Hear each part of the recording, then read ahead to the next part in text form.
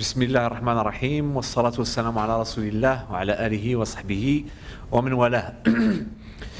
Chers étudiants, on est rendu à la séance 4 et toujours dans le cadre de l'étude de la sunna du prophète, c'est-à-dire la deuxième source du droit musulman.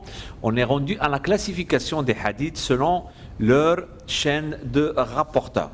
Vu l'importance de cette section, ou de ce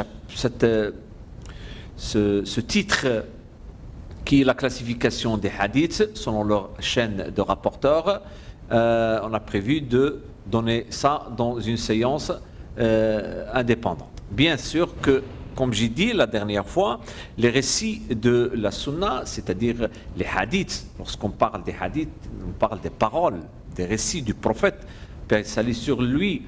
Alors, ces récits se répartissent en trois catégories et se répartissent selon, bien sûr, le nombre et selon la qualité des personnes. Et qui ces personnes? Les personnes qui les rapportent du prophète sallallahu alayhi wa sallam. C'est ce qu'on appelle la chaîne de transmission. Alors, on se base sur le nombre et sur la qualité de ces personnes pour qu'on puisse répartir, diviser la sunna du prophète, principalement les hadiths, en des catégories. Premièrement, il y a la sunna avérée, la sunna al-mutawatira. Puis il y a la sunna al-mashhoura, c'est-à-dire la sunna notoire. Et enfin, la sunna transmise par un nombre restreint des rapporteurs. Et on appelle ça sunnat al-ahad.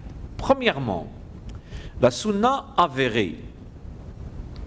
La sunna avérée, sunna al-mutawatira, regroupe tous les propos et actes, bien sûr, du prophète relatés par un si grand nombre de rapporteurs intègres.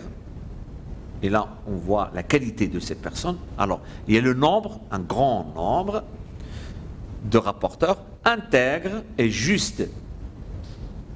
C'est-à-dire qu'on ne doute jamais de la véracité de leurs récits. Ceux-ci les ont transmis de génération en génération, formant ainsi une chaîne de rapporteurs continue depuis l'époque du prophète jusqu'à aujourd'hui. Et c'est pourquoi on l'appelle sunna mutawatira. Sunna mutawatira, c'est-à-dire avérée. Notons que les récits et les actions du prophète relatives au culte appartiennent à la catégorie de la sunna avérée. Il s'agit, à titre d'exemple, des récits décrivant comment le prophète accomplissait les cultes cultuels, comme la prière, le jeûne, le pèlerinage, etc. La deuxième catégorie, c'est la sunna qualifiée de notoire, la sunna al-mashhoura. Et cette catégorie de la sunna comprend les paroles, les actes du prophète rapportés par un petit nombre de compagnons, bien sûr, des rapporteurs du prophète, des compagnons, mais qui ont été transmis par un grand nombre de rapporteurs appartenant aux générations suivantes, c'est-à-dire les générations successives. Donc, ceux qui relatent ce type de la sunna al-mashhoura, qualifiée notoire, ils relatent ceci directement du prophète. Ces personnes ne dépassent pas le nombre de deux ou trois. Par contre, nombreux sont ceux qui les rapportent par la suite, c'est-à-dire la génération qui vient par la suite est nombreuse. Il y a beaucoup de personnes qui ont rapporté d'une génération à une génération jusqu'à aujourd'hui. Maintenant, sur ce, quelle est la distinction, la différence entre sunna avérée, mutawatira, et sunna qualifiée notoire, mashhoura? La distinction réside particulièrement dans le fait que la chaîne de transmission, c'est-à-dire la chaîne de transmetteurs de la première, c'est-à-dire la sunna avérée, est continue. Et chacun de ces maillons, lorsqu'on parle d'une chaîne, il y a des maillons. Chacun de ces maillons se compose d'un grand nombre de personnes. Ceci depuis la première génération qui a entendu le hadith du prophète, qui a directement entendu la parole, l'acte du prophète, ou qui a été témoin de son acte. Alors on a un grand nombre de la première génération et par la suite un grand nombre de la deuxième génération jusqu'à aujourd'hui. Cependant, la chaîne des rapporteurs de la deuxième, c'est-à-dire la sunna notoire, sunna al-mashhoura, est également continue, mais le maillon qui la relie au prophète ne comporte qu'un nombre restreint des rapporteurs ou de personnes, voire une seule. Mais les autres maillons comprenant un grand nombre de transmetteurs. Troisième catégorie, c'est la sunna transmise par un nombre restreint des rapporteurs et on appelle ça sunnat al-ahad. Alors quant à cette troisième catégorie de la sunnat al-ahad, il consiste en des paroles et des actes du prophète rapportés successivement par un petit nombre de personnes, ceci tout au long de la chaîne de transmission. Et puis, il existe aussi dans les hadiths du prophète des hadiths qui sont indiscutables et des hadiths qui sont conjecturaux. La sunna avérée, c'est-à-dire la sunna al-mutawatira, est authentifiée d'une manière sûre et certaine, comme correspondant aux paroles et aux faits du prophète, comme elle est transmise par de nombreuses personnes intègres, et là on parle de la qualité comme j'ai dit, et digne de confiance, aucun doute n'existe quant à sa provenance. La sunna qualifiée de notoire, la sunna al-mashhoura, est authentifiée comme étant des récits et des actes relatés par un ou plusieurs compagnons du prophète. Les savants musulmans sont sûrs que cette catégorie de la sunna notoire provient des hommes illustres. Mais on ne peut pas affirmer de manière absolue qu'il émane du prophète. Mais sa force probante ici est donc moindre que celle de la sunna avérée, la sunna al-mutawatira. La sunna qualifiée notoire al-mashhoura, sunna mashhoura, a un statut intermédiaire entre la sunna avérée, sunna al-mashhoura, et la sunna transmise par un nombre restreint de rapporteurs, c'est-à-dire la sunnat al-ahad. Cette dernière provient du prophète, n'est que probable puisque sa transmission ne suffit pas à établir avec certitude son authenticité. Considérant le contenu et le sens des hadiths du prophète, ceux dont le texte n'admet qu'une seule et unique interprétation sont indiscutables, tandis que ceux dont le texte renferme plus d'un sens sont conjecturaux. Et là, il est essentiel de souligner que la comparaison entre le Coran et la Sunna conduit au résultat suivant. Pour ce qui est de l'origine, tous les textes coraniques sont d'origine divine, sans le moindre doute possible, tandis qu'un certain nombre de textes appartenant à la Sunna sont authentifiés comme étant ou émanant du prophète. Il en est de même d'autres de manière moins sûre, alors que l'origine prophétique de certains autres n'est que fort probable. Et là, on parle de sunna mutawatira, Sunna Mashhoura et Sunnat al-Ahad. Pour ce qui est du contenu, certains textes coraniques sont indiscutables, comme on l'a expliqué, et d'autres sont conjecturaux. Alors, quel que soit le degré de certitude lié alors à leur transmission, les textes de la Sunna peuvent également être soit indiscutables, soit conjecturaux. Pour conclure, notons que le musulman se doit de respecter et de suivre la sunna du prophète, paix et salut sur lui, qu'elle soit avérée. Pourquoi? Parce qu'il est sûr qu'elle provient du prophète, qu'elle soit notoire ou transmise par un nombre restreint des rapporteurs, parce que la probabilité qu'il émane du prophète est forte en raison de l'intégrité des personnes, des rapporteurs, des transmetteurs. En effet, il suffit de juger une parole ou un geste comme fort probable pour le suivre et le prendre en compte. À l'instar des cas suivants, par exemple, le juge. Le juge, il peut fonder sa décision sur un témoignage jugé fort probable. Plusieurs prescriptions divines sont fondées sur une compréhension des textes jugés fort probables. Par ailleurs, n'acceptez dans tous les domaines pratiques que les choses sûres et certaines compliqueraient beaucoup la vie des gens. On passe maintenant à la troisième source du droit musulman, à savoir le consensus al-ijma'.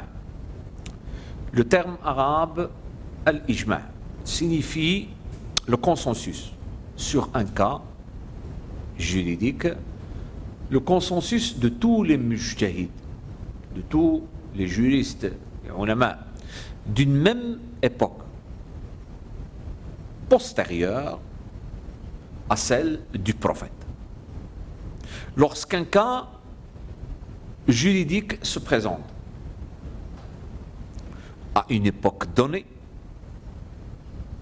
et que l'époque soit une époque postérieure à celle du prophète, et que les mujtahids s'accordent pour prononcer un avis juridique le concernant, leur accord est appelé un consensus, al-ijma'. C'est le jugement résultant de ce consensus acquiert le statut de loi. À travers cette définition, il est précisé que l'on ne parle de consensus qu'après la mort du prophète, qu'après l'époque du prophète. Pourquoi? Parce qu'en effet, de son vivant, c'est à lui que revenait la tâche de prononcer des avis juridiques qui ne donnaient alors pas lieu à des conflits d'opinion.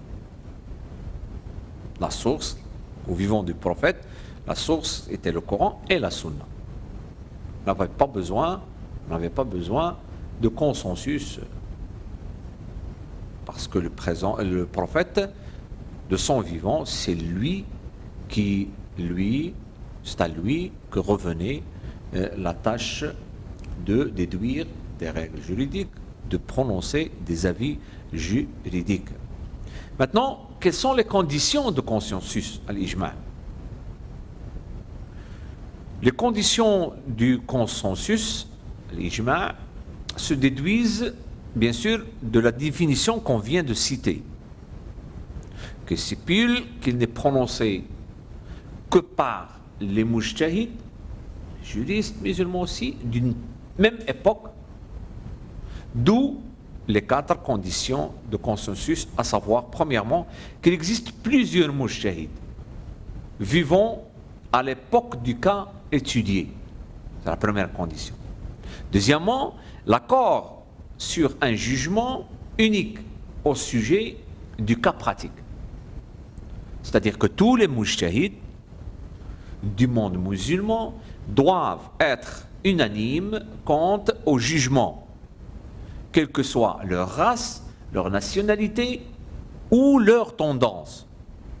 Troisième condition, chaque mujtahid se doit formuler son avis de manière explicite. Et la voie, quatrième condition, c'est que l'avis doit être émis à l'unanimité. Si l'avis n'est obtenu que par l'accord de la majorité, il n'est pas considéré comme un consensus. La force probante juridique de consensus al-ijma'. Si ces conditions qu'on vient de citer de consensus sont réunies dans les mujtahids et leurs avis se rejoignent unanimement, cet avis juridique devient une loi coercitive. C'est le même cas se présente aux mujtahids des époques suivantes. Ils doivent adopter le jugement prononcé par leurs prédécesseurs qui l'ont suivi, avancé, et s'abstenir de tout nouvel effort, s'abstenir de toute réflexion sur le dit cas. Ainsi, une loi résultant de consensus, de l'ijma', est définitive. Il est indiscutable et ne peut pas être ni contredire ni abrogé. Les preuves confirmant la force probante de consensus al-ijma' sont les suivants. Dans le Coran, Dieu enjoint aux croyants de lui obéir, tel que mentionné dans la sourate 4, verset 59, d'obéir à son prophète et aussi à ceux qui exercent l'autorité parmi les musulmans. Alors, c'est les mujtahids, bien sûr. Deuxièmement, l'avis unanime des mujtahids est en réalité de tout ou de toute la communauté musulmane qu'ils représentent. De nombreux hadiths du prophète affirment que la communauté musulmane, dans son ensemble, ne peut se tromper, pas se tromper dans son ensemble. Et le prophète dit à ce propos: ma communauté ne s'accorde jamais sur l'erreur. Il dit aussi dans un autre hadith: certes, Dieu ne permet pas que ma communauté soit unanimement favorable à une hérésie. Troisième point à souligner ici, c'est que le consensus sur un avis juridique doit être fondé sur une source reconnue par la loi islamique, par la sharia. Pourquoi? Parce que l'effort de réflexion du mujtahid se situe dans un cadre bien déterminé, dont il ne doit pas dépasser ses limites. Les cas possibles de consensus al-ijma', et là, il y a des ulama, surtout les théologiens chiites, affirment que le consensus al-ijma' tel qu'il a été défini ne peut pas se réaliser. Pourquoi? Parce qu'il est en réalité impossible de réunir les conditions citées. Et en effet, il n'y a pas de critères fixes qui permettent de dire cette personne est apte et compétente en matière de l'ijtihad. Ce qui fait qu'il y a une difficulté au niveau de déterminer parfaitement quels sont vraiment les mujtahids émérites. Par contre, la majorité des ulama, des spécialistes des religions, des sciences religieuses, penchent toutefois sur la possibilité de réaliser al-ijma', le consensus. Alors, ils soutiennent que nier cette possibilité revient à mettre en doute quelque chose qui existe réellement. Il existe auparavant. Et que la meilleure preuve que le consensus a été réalisé, c'est qu'il y a certains cas de l'ijma', comme par exemple la nomination d'Abu Bakr comme calife, comme l'interdiction de la consommation de la graisse du porc, comme l'octroi du 6e de l'héritage à la grand-mère du défunt, et ainsi de suite. Alors, à notre avis, croyons que le consensus tel qu'il a été défini plus haut est irréalisable dans le cas où on ne confie pas la tâche à des spécialistes. Mais elle est tout à fait réalisable si les États musulmans le prennent en charge. Chaque État définit les critères de sélection des mujtahids, de ces mujtahids, et dépense des licences aux personnes compétentes. Et tout l'État ou tous les États musulmans peuvent donc communiquer l'avis unanime de leur mujtahid, le considérer bien sûr comme ayant force de loi, force probante pour tous les musulmans et réaliser le consensus sur une question donnée. Concernant les cas effectifs du consensus, et puis il y a l'ijma', c'est-à-dire il paraît essentiel de souligner que le consensus a été réalisé à une époque quelconque, après celle du prophète. Et là, on a cité les exemples avant. Maintenant, il existe deux catégories de consensus.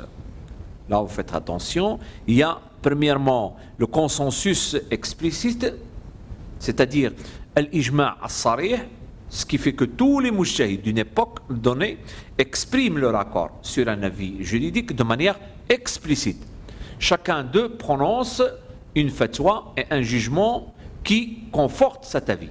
Donc, ils affirment leur consensus par un acte ou une parole. Deuxièmement, il y a le consensus implicite, l'ijma' as-sukuti.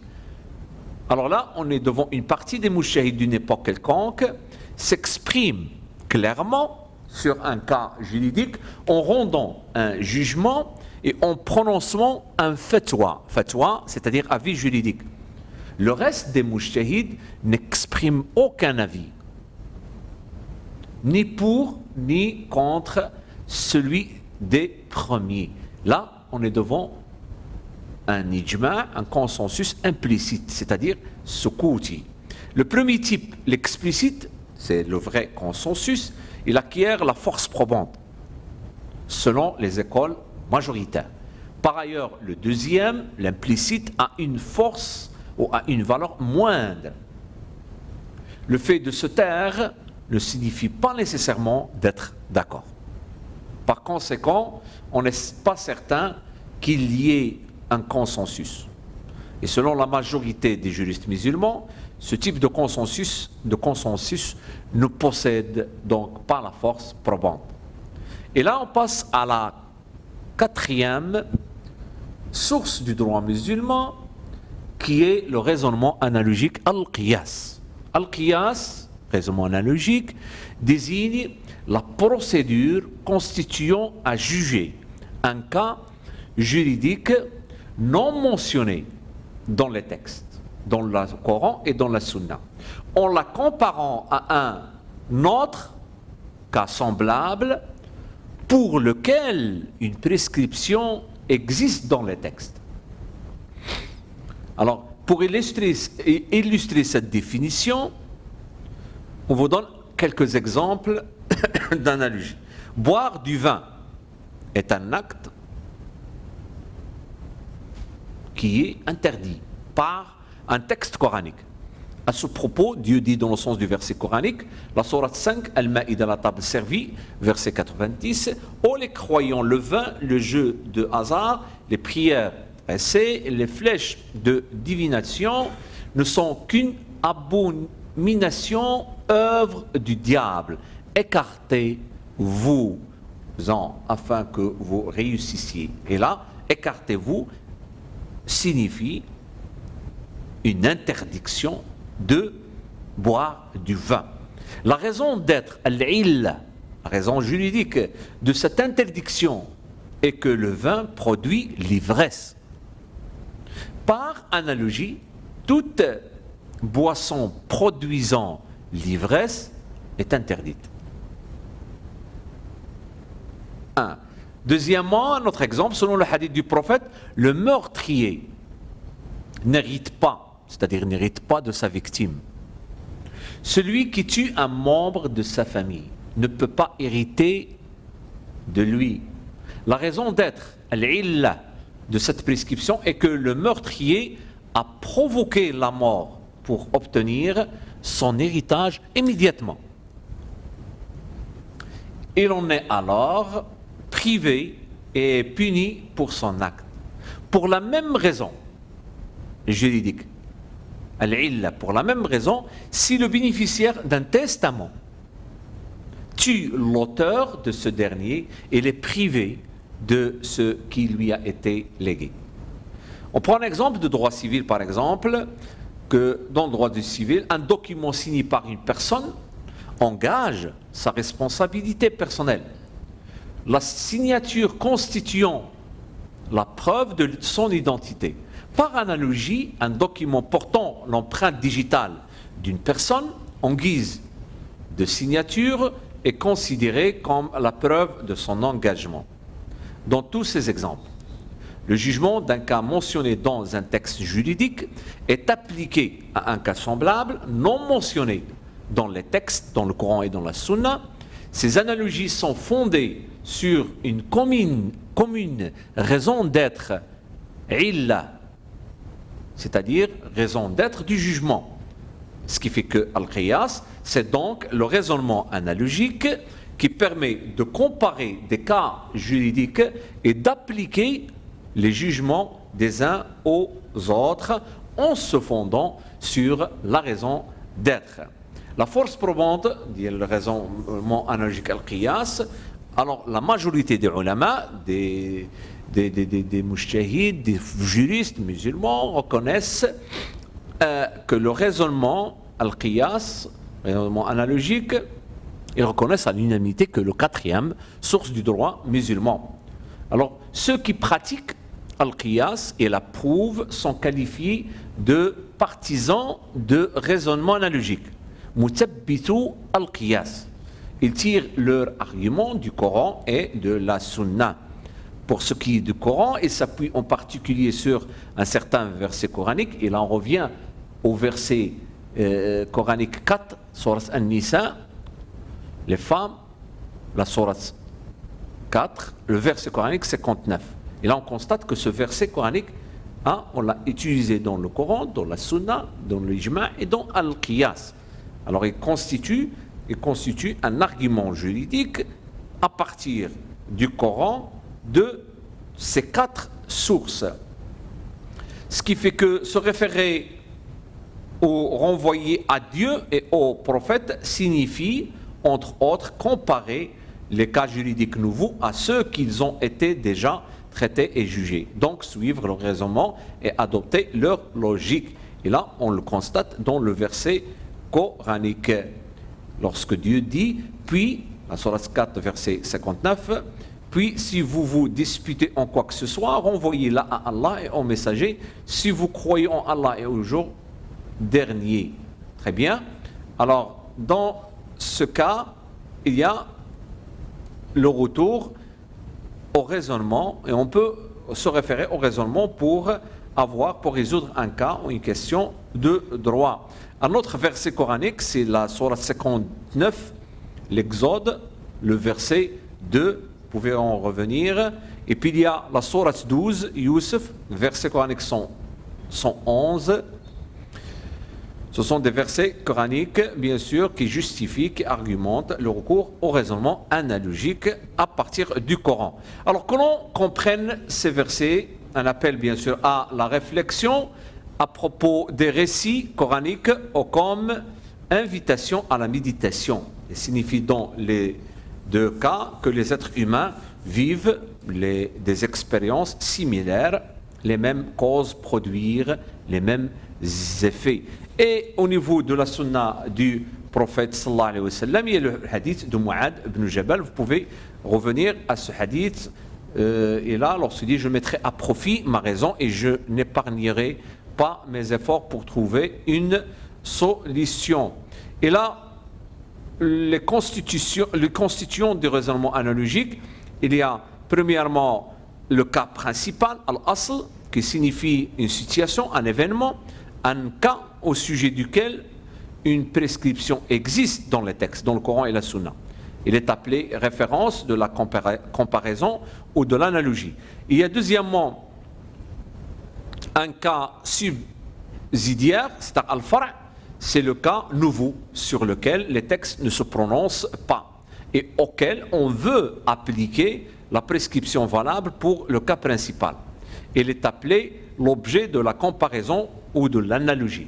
Et troisièmement, il y a le jugement, al-hukm, c'est la prescription divine mentionnée dans les textes qui statuent sur le cas principal et que l'on veut étendre au cas subsidiaire.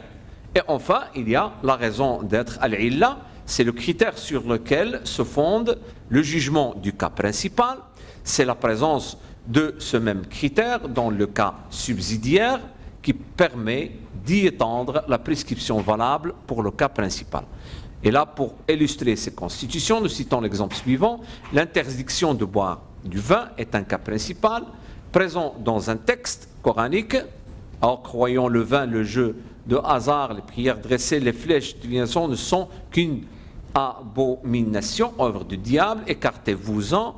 Et puis, il y a la raison d'être de ce jugement qui est que cette boisson cause l'ivresse. Et puis, le cas subsidiaire peut être la boisson alcoolique, qui est également enivrante, c'est-à-dire qui conduit à l'ivresse, et que les textes ne s'y prononcent pas. Le jugement appliqué au vin, à savoir l'interdiction d'en boire, s'y applique, et ce par raisonnement analogique. Voilà, on finit avec cette dernière source du droit musulman, à savoir le raisonnement analogique al-qiyas. Merci pour votre attention et à la prochaine fois.